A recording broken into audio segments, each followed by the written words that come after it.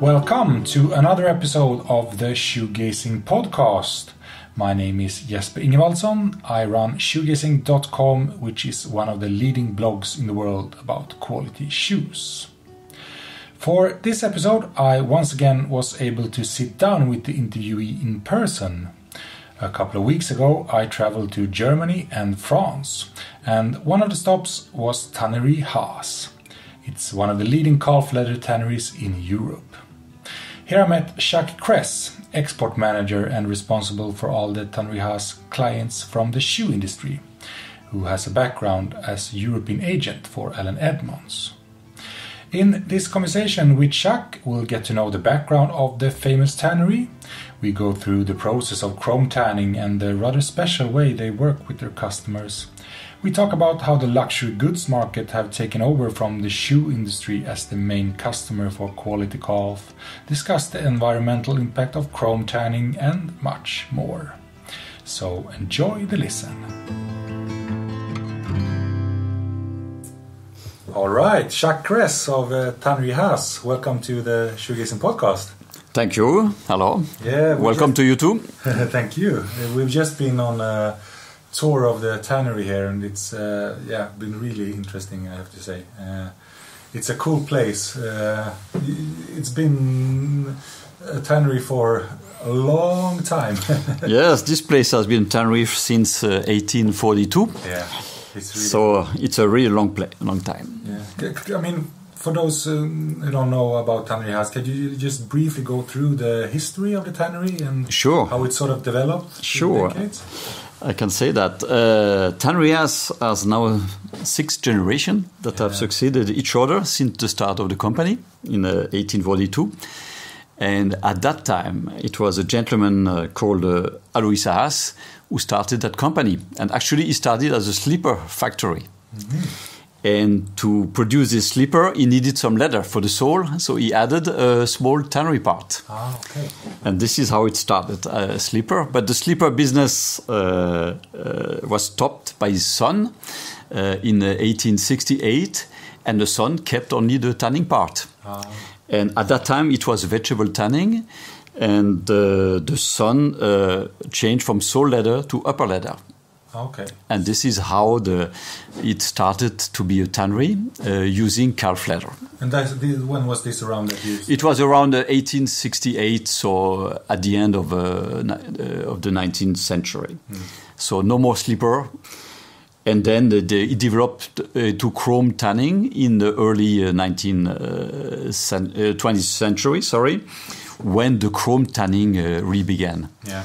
And so Haas developed into what they called spinning industry leather, shoe leather mostly, box calf at the start, until the 1955, when the Novo calf, which is really the flagship leather from Haas, which you still do today. Still now Novo calf, we call Novo Nappa also. This is really what makes Haas special. Yeah. And this was really started in 1955 by the 4th generation of Haas.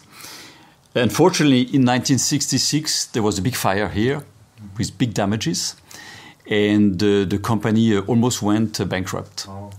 And then the son-in-law of Mr. Haas at that time, Roland Muller, took over the company. He was no tanner from education, and he changed, and he married Mr. Haas' daughter and took over the company in 1970. And really, Roland Muller started a change from shoe customers into what you call leather goods, handbags. This was the start of really the luxury brands in France. And he could feel that, and he could change into those leather. And then his son, Jean-Christophe Muller, who is our president now, so this is the 6th generation, took over in 2001. And Jean-Christophe really pushed that change into leather goods, which was really the only way to survive for calf tannery. And he's taken over. 2012, the company was bought by a Chanel group at the time, which is official now. And 2020, so last year, the Chanel group also acquired the Tannery Degerman, which is a tannery. It's about 5 kilometers away in the city of Bar, just very close. And this year, the two tanneries merged into one company. So there's one company called Haas with two production sites here in Eichhofen and another one in Bach. So one company. And we have big plans for the future to build a new tannery. Yeah, exactly. Just next door. Doors here. Absolutely. A brand new tannery, yes. Yeah. This was an old wooden furniture factory, and it will be a lot bigger. And this is really, we have very few projects in Europe about new tanneries. This will be the tannery of the future. Yeah. Very exciting project. Yeah, that's cool. So there's a little bit the story of Haas from a very small tannery into one of the leading calf tannery in France now. Yeah, exactly. Because now when you have both Haas and Degerman, you must be maybe the biggest calf leather tannery? We are probably now the biggest or the largest calf tannery in France now, with the two tanneries together, Haas and Degerman. And what are the tannery's main focus today? The main focus for the tannery is still to keep that link to, I would say, to stay into the calf leather. Calf is a very special type of leather, let's say. It's a small bovine. There's a very special definition of calf. And we want to stick into this because this is really the link to the luxury brands, as I said before, and the handbags. And this is really what, for us, this is the future, will still be the future of our company. Of course, the focus now is to comply with all the current regulation. We could not survive if we didn't comply with the norms of chemical traceability, sustainability. Those are the terms that we need to take care, and we are doing this now. Otherwise, we will not be able to survive with our customers. And the customers, nowadays they're mainly for luxury leather goods. Absolutely, this is mainly. I would say about 70% of our business is made with those customers. We still have a 10% part of footwear customers, also from the upper level. We have a part of saddlery leather, which is very also important for us. So this is the three main areas, and a little bit of garment, but that's not our main focus. But shoes is only 10%. It's about 10 to 15% in our. Unfortunately, it was almost 90% 50 years ago. Unfortunately, the footwear industry in France or in Europe has mostly declined. And we had to find alternatives for leathers and luxury brands and handbags were these alternatives. Because they can pay more for the products in a way. In a way, you can say so, but not only, because also they have developed the image of French luxury. Yeah. They have remained, and they are also still manufacturing in Europe, in France. Yeah. That's the difference with the shoe people who most of the production has gone abroad. Yeah. Obviously, the price they're paying is different. It's better. Yeah, because it's a higher margin than also for like Goodyear welted shoes and absolutely stuff like that. Still made in Europe, but it's low margins compared to a luxury handbag. If you want, we could say that the margins are different. And unfortunately, the price level has not followed for the shoe, even for the Goodyear welted, where it should be now. This is the problem. But I also think that the production of Goodyear welted shoes is not going up. It's mostly decreasing. And of course, for a tanner, you need to have alternatives. And this has been the case for, especially in France, but we also in Italy, for a lot of tanneries, that it's luxury groups that come in and own the tanneries, and most of it is done for luxury leather goods, but luckily for us we still have great leathers for the shoe industry thanks to this. Absolutely. Italians are more clever because the Italians they have kept some I would say areas where they have tanneries, they have customers, they have suppliers, so they have developed some poles like in Santa Croce or in Arzignano, where these people can live. So it's not only luxury, they have also developed a medium range level, and which unfortunately was not the case in France, where most of the tanneries have disappeared. Yeah, it's only the luxury, really premium, like calf leather ones. The calf leather, the veg tanners, and also in France we have a know-how for the lamb, for the goat. for the smaller skins, as we say. Yeah. And if we look at the footwear section, which types of leathers are your most popular ones here? Haas is famous for what's called a Novo Nappa, which is a double tannage. We tan all our leathers with chrome, but we have this Novo Nappa, which has a vegetable retanning, and then we add some fat, some wax into the skins.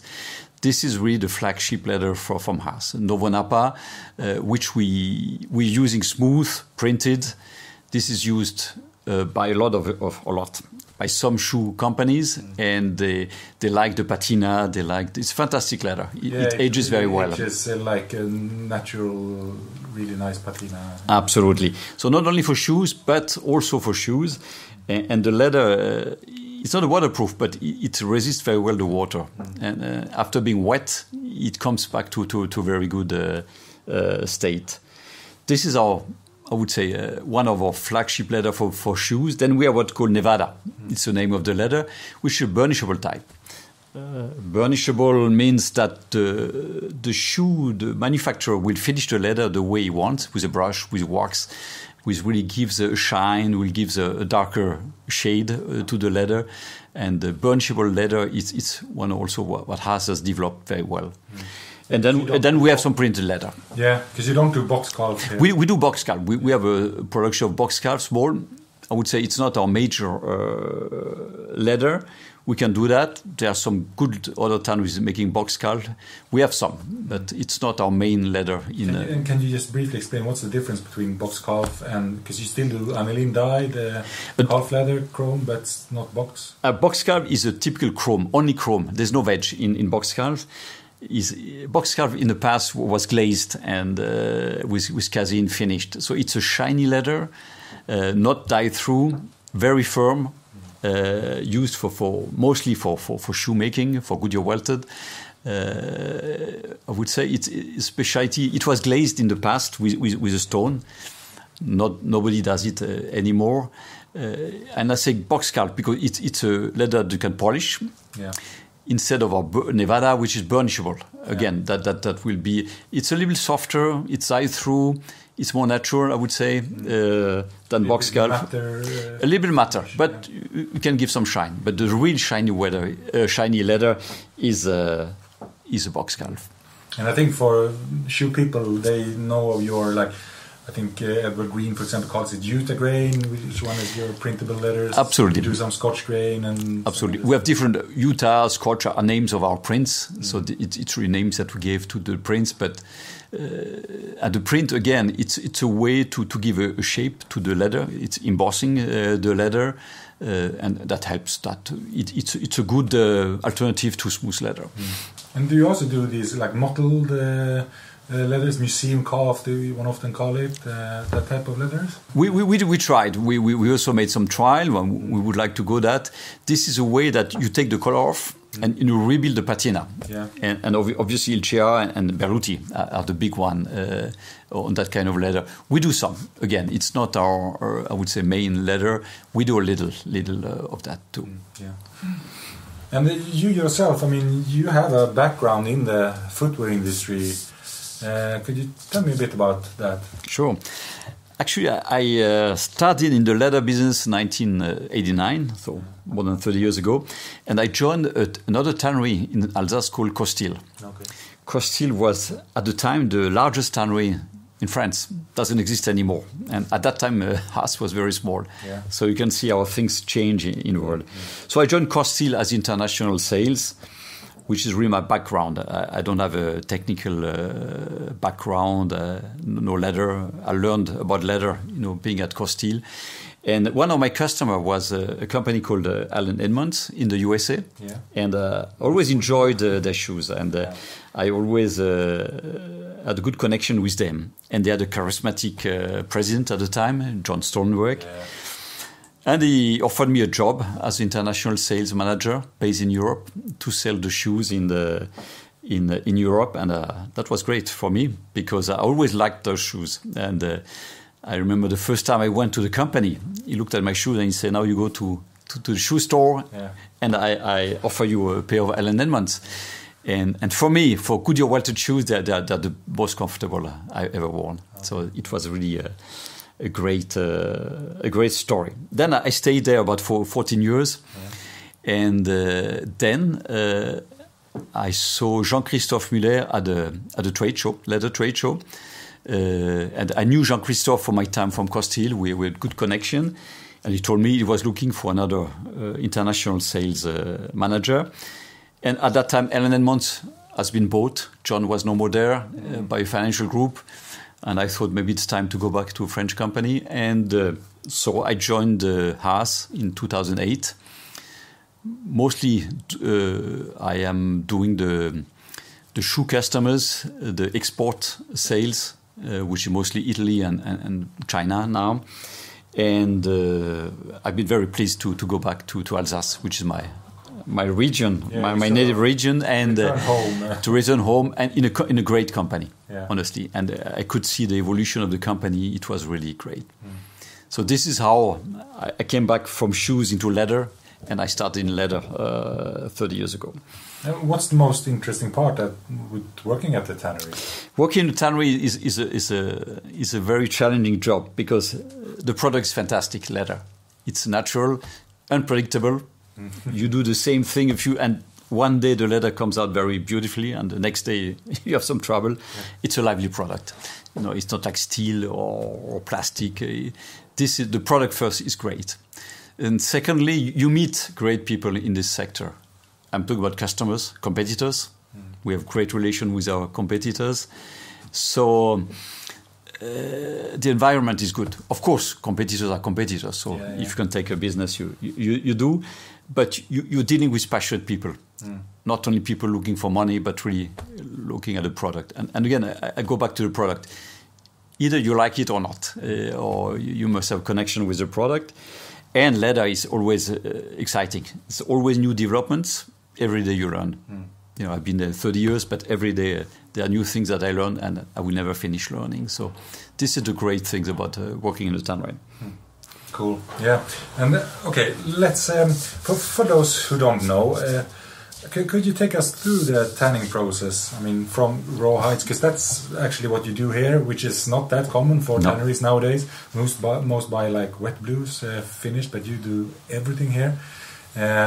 So from a raw hide up to a finished leather and ready to be made into a shoe or some other leather product. Can you take us through the process briefly? I will not be too technical because there are a lot of words that even in English I don't know. I know in French.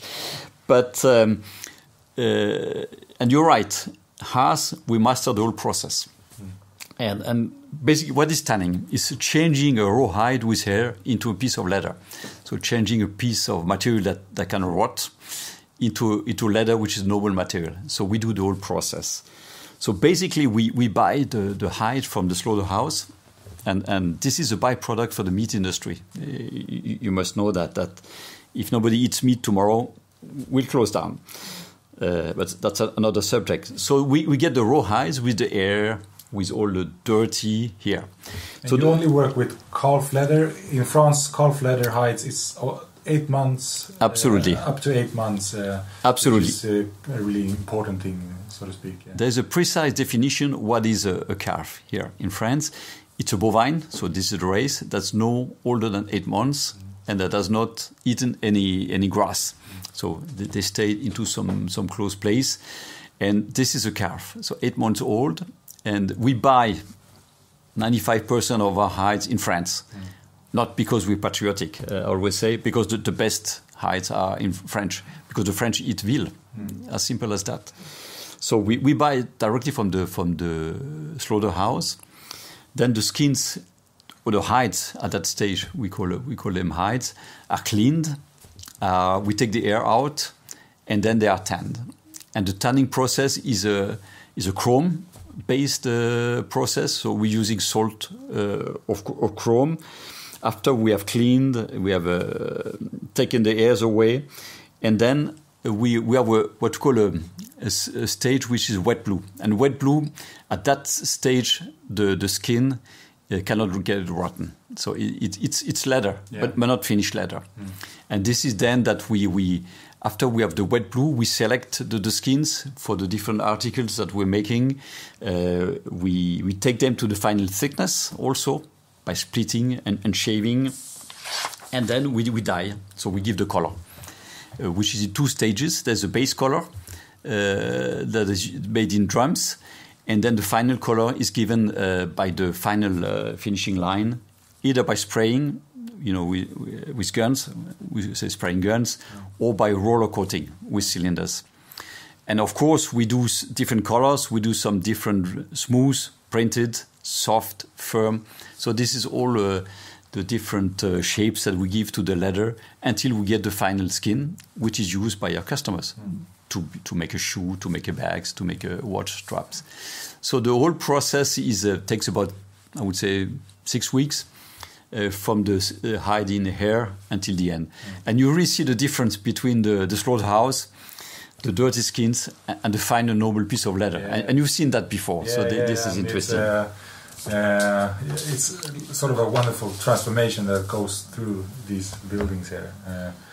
And what I found really interesting is that all your customers have such specific specifications, especially when it comes to the finishing. You have your sort of base product, but then you have different types of finishing, coloring, blah, blah, blah. It's a really personalized product in a way. Absolutely. Personalized. You have the right word. Is that we like to say we make custom-made leather. So pretty much each article is developed with a customer. Each customer, I'm talking about big brands, they have their own requirements and a little more shine, a little more soft. So we develop really the articles with them. And important, again, in our business, we're talking about final grade, we're talking about final selection, because is the wet blue sorting. Because, and I repeat that a grading is a visual grading. All leather, all skins are about the same material. It's about leather. What makes the difference is what you see. The defects, the veins, the wrinkles, things that you see that you can accept or not. And that makes the difference. So the smooth leather, obviously, will have the better selection, and the printed, the less better selection. And selection is always, I like to say sometimes, a battle with the customer. Because I'm saying this is the first selection, he would say, no, it's the second. It's always a sort of a discussion. And you know why? It's subjective. It's not objective. What you see as a defect, for me, it's something. It's a benefit, and it's interesting to see that the same batch. If you take the same person to sort the batch, one day, next day, the result will be different. Yeah. Because the final selection, it's some minor things that you can see or not. Minor, not always, of course. There are some obvious defects that obviously everybody will see. I would say the better selection and the worse selection are very easy. It's everything in between that you're always not fighting, and because obviously there's a price difference between the grade 2 and grade 2. Yeah, but also interesting is that, which maybe not everyone knows, that when customers buy leather from you, I believe normally they sort of receive batches with different quality heights. Can you explain how this works? When they buy leather, let's say a Nevada, which is our basic smooth article burnishable type, we will sort the leather in grade 1, 2, 3 in the end. And obviously, the customer wants only grade 1. But important, again, is what we did before when we selected the skins in wet blue. This is when we selected the skins from what we could see at that stage with less or more defects. And the final selection, again, grade 1, 2, 3, some minor changes. And it's important to talk with the customer what he can accept, what he cannot accept. And this is where the job has to be done beforehand. And this is why most of the time when I start with a new customer, the first batch I say, come to the tannery and we sort together. We tell you, this is our sorting, do you agree or not? And then I can say, yes. And then I can say from my side, yes, I agree or not with your ideas. Yes, I can make it. No, I cannot. This is very important that you are on the same pace about what is selection.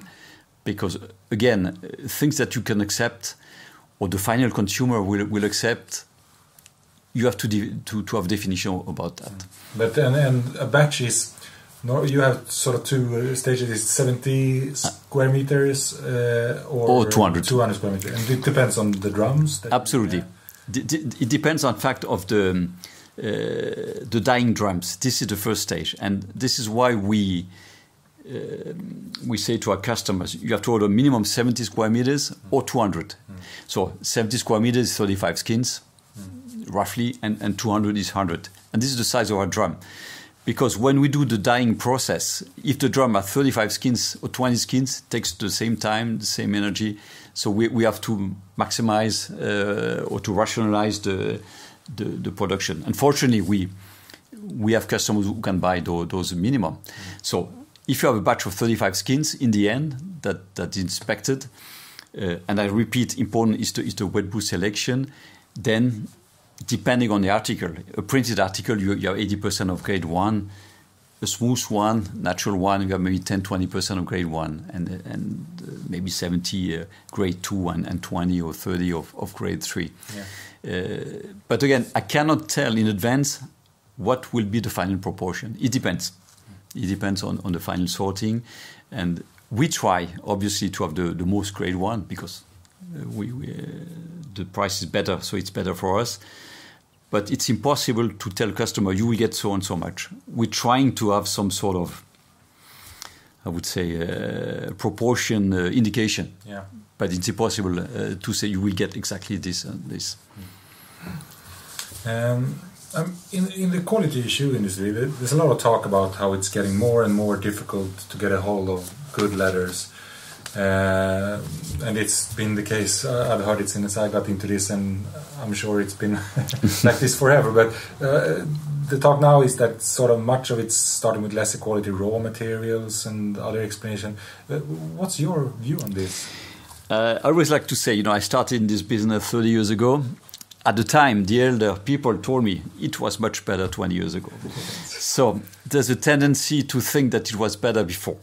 So now, obviously, I tell my customers it was better before, but I don't think the hides are not getting better, that's for sure. But they're not getting so much worse as we think sometimes. I think the demand from the customers, so the shoemakers or the consumer, is much higher than it was before. And I repeat that what they call defect, like a vein, like a wrinkle, it's a natural part of the skin. So it's nothing bad, nothing wrong with the leather itself. But yes, I agree that skins are not getting better, that we have to deal with skins that have a little bit more defect now due to many different factors. We think maybe the way they are fed, the way they are grown up. Yeah. Because I repeat that the hide for the farmer is not the most important part. No. Meat is important. So maybe they don't really take care of that. And we're trying to educate them. We're trying to reward them sometimes. We're trying to vaccinate the animals because also you have some skin disease that can be. So there's a lot of things that we're doing now to increase the quality of the raw hide. But our job is to deal with that and to make the best leather we can with the quality. I agree, the tendency to say it was better before, but it's not 100% true, in my opinion. But I know that's was some talk now that since the European Union recently started regulating the use of antibiotics when farming animals, that this would perhaps lead to better hides since you couldn't keep animals in small spaces that one could before, and you couldn't feed them in the same way. What about that? Yes, I agree. It's not 100% only this, but certainly the animal welfare is important because if the animals are grown up in a good environment, they will not scratch each other. They will not get disease if they're not too close. So it's important that the condition of the breeding of the animals is good. And we see the benefits of that. So yes, some regulation are helping in this respect, and we are very aware of that. And we obviously whatever we can do to increase animal welfare is important. And we say it's true that to get to become a really good quality hide, the animal have to have lived a relatively decent life. Yes, I would agree. It's not true entirely, but yes. For instance, if the animal are raised close to barbed wires, that will leave marks. And sometimes the animals, I would say that, yes, definitely animal welfare and the breeding condition will help. It cannot harm. It can only be better for the quality of the hide. It can't be too stressed and too harsh environments and stuff like that. Yes, certainly this will help. It's not only that, but that will help for sure. And how do you see the development going forward? You mentioned that you're trying to do things, but I mean, we sit here in 20 years' time and say, now things have improved, or will we continue to say that it's going down? No, I'm quite optimistic. I think things should improve because there's a more conscientiousness.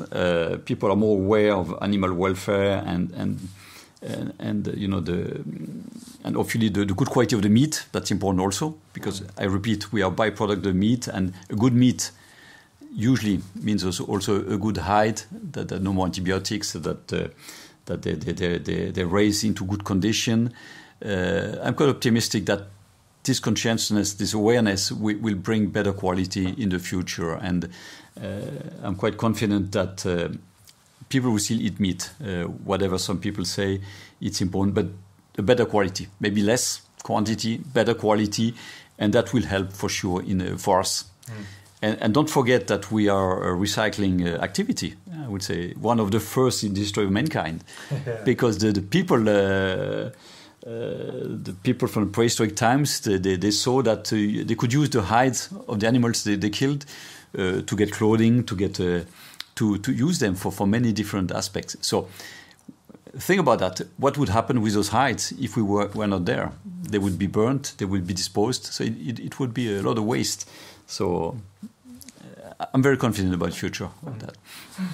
And just a few years ago, really big industries like car manufacturers and stuff like that took more and more of the good leathers available, as I understood it. And now they seem to look more towards so-called vegan alternatives. How will this affect the leather industry? Two things. First of all, you say vegan alternatives. I think that's the good way to put it, because we are fighting in our industry about vegan leather, which doesn't exist. Leather can only be made with animal skin, so that's very important to say. And then car manufacturers, actually they were not taking the best hides. I think the biggest danger or the fact that the leather goods people, luxury brands, took the best hides compared to the footwear people, because again they could afford the price increase, and again our margin are very, very low. We had to increase in prices because the raw material price increased. People must know that it's not that we have huge margin in the country.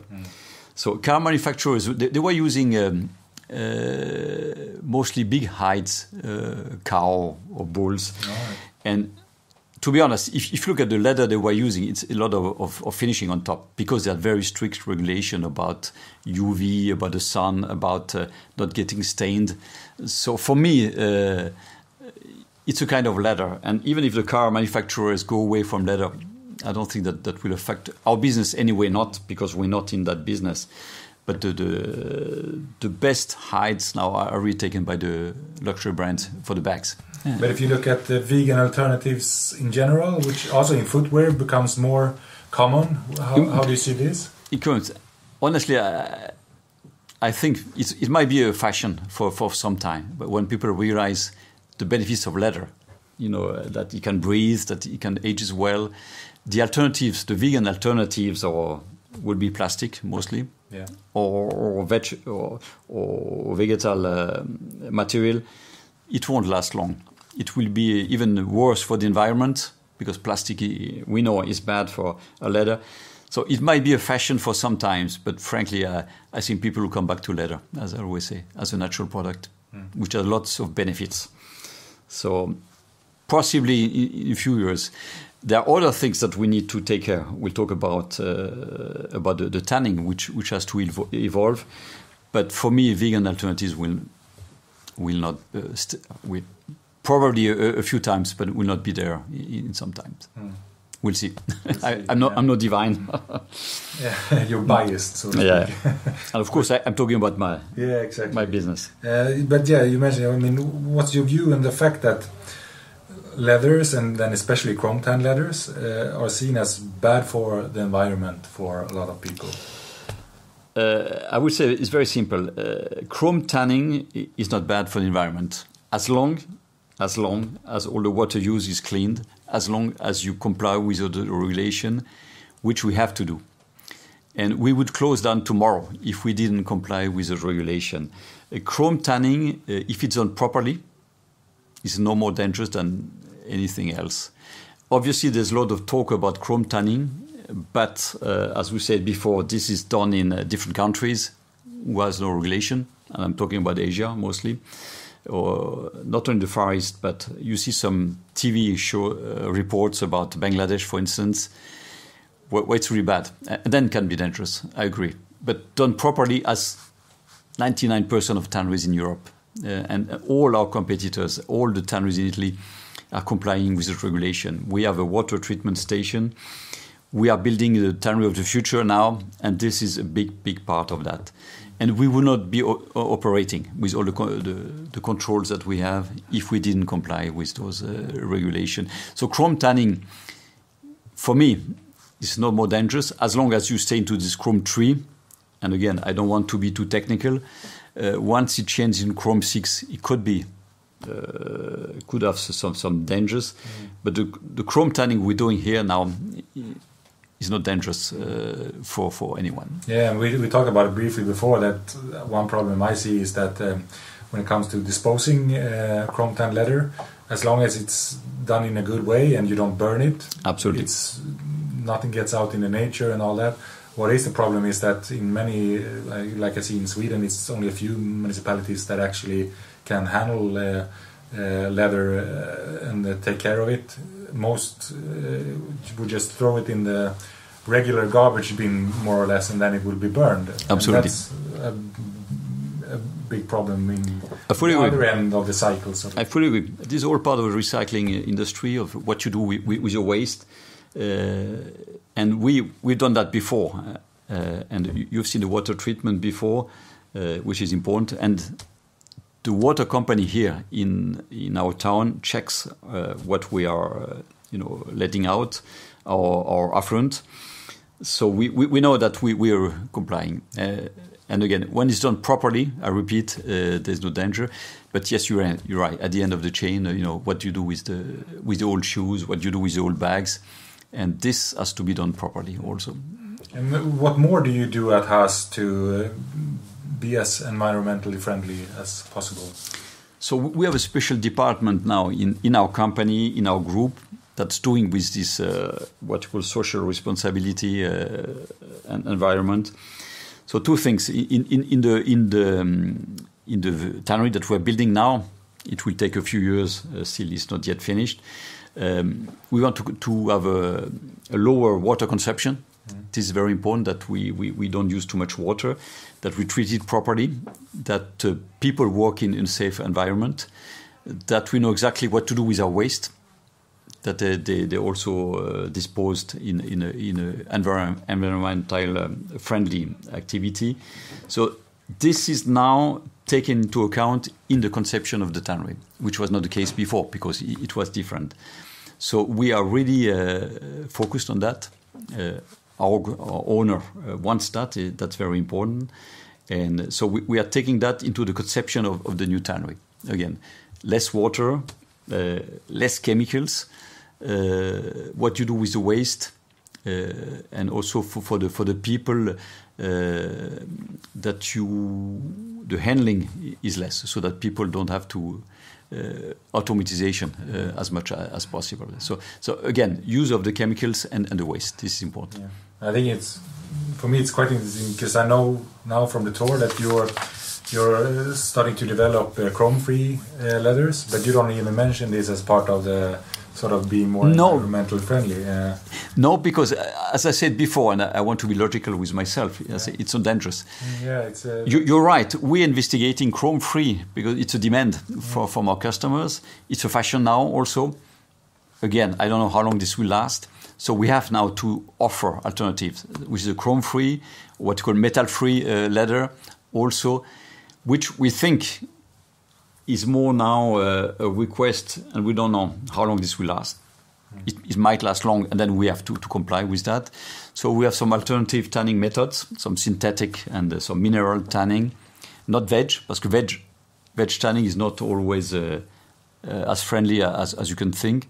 What do you mean? What I mean is you have to use a lot more water. You have to the treatment of the water is much more difficult to get rid of the waste, and you're using a bark from trees. So a lot of forest that would be disappear if all the tannery in the world used veg tanning. So you have to find alternatives. So yes, we're investigating chrome-free. This is one of our not our focus, but something we are doing now, in order to offer an alternative to chrome tan leather. And what can be done to make sure more people really understand sort of the real deal, or what you would say, with European chrome tan leathers and the benefits that this has? I think education, showing, we shouldn't be afraid to show our tannery, which we've done that, to say that we have nothing to hide in our, and explaining again that some chemical products might be dangerous, so we have to get rid of those. Chrome 3, I repeat, is not dangerous as long as it's treated and disposed properly. So my point is we have to be open and to show what we're doing, what we are, like all the industries, if you want to have a future, we must show that we are not dangerous or harmful. So just to be open and explain what we are doing. And looking at regulations and controls and how this affect your business, I know, for example, that not the only reason for sure, but one of the reasons that J. Rendenbach, the sole tannery in Germany, is to close down is due to issues with this, and they do veg tan leathers, which in my head would be easier on this regard. But how do you experience this? First of all, as I told you before, it's a sad news because Rendenbach was a very good company and I knew them. So it's never good news when a tannery closed down. I guess the regulation, as you said, we have no choice. We have to comply with that. So whatever happens, we know, and this is costing. So it's how our customers can take this increase, because we will have to increase. The price of leather will not get less. It can only increase. It's a question of cost. That we have to, at some point, to put on our pricing. It's like bio, organic food. Are people prepared to pay more for better food? I would say the same. Are people prepared to pay more? Our customers to pay more for good leather, because this has a cost. We know it's a must, so we will comply with that. We need to invest in the proper way. This has a cost. And I mean, it's a very positive way. I must say that, like you talked about, that you are indeed building a brand new tannery here, surely investing a lot. Yes. And so, I mean, you must still see a good demand for your product. There's a demand. We are very optimistic about the future. And the good part, as I said before, we have our company group, our owner, is determined to comply with that. He has the financial means to do that. Alone, Haas couldn't have done that, for sure. So this is why we are backed up by our owner, which leaves us some freedom also in our activity, but gives us the possibility and the financial means to invest in this tannery of the future. So that's a good part of and this is why, as you said before, all the calf tanneries in France are now owned by big groups. You see luxury groups own, especially both in Italy, but especially in France. Mostly in France. Big luxury houses that absolutely own own the tanneries, especially the calf tannery. Yeah. That give them a way also to secure their supply of leather, but also to give the tanneries the possibility of investing where they should for the future. And if we didn't see a future for that, we wouldn't do that. So we're optimistic that the demand will stay, that the need for leather, good leather, will stay. Again, it's a noble product. Cool. All right, Jacques Kress of Tanneries Haas, thank you very much for being part of the podcast. Thank you, Jesper. It's been a pleasure to see you at the tannery and to show you the... and again, shoe and foot, Goodyear shoes is for me something I always liked. So it's always nice to discuss with people who have a passion for shoes, and this is important. And again, thank you for coming, and I hope you had a good view of the tannery and the different issues that we're facing. Yeah. All right. Cheers. Cheers.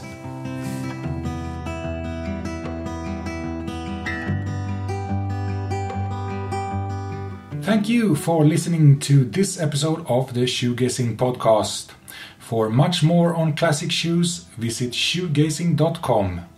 And to those of you who want to support shoegazing, become a patron and contribute with anything from $3 a month. See patreon.com/shoegazing blog for more info on this. Thanks a lot in advance. The Shoegazing Podcast will be back with a new episode in a short while, so hear you again soon.